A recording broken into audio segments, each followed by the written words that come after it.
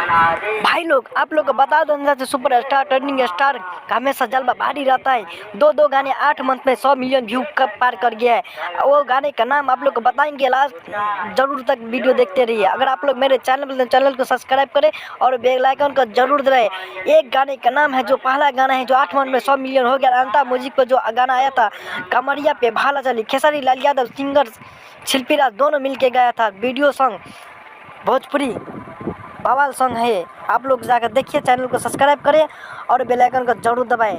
और एक गाने का नाम है नचनिए कारण।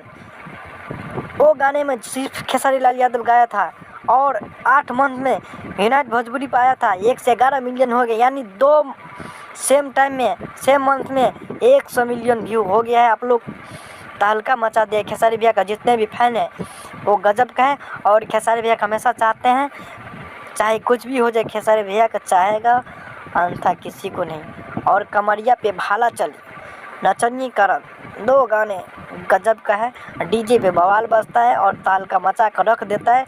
मिलते हैं आप लोग को अगले वीडियो में।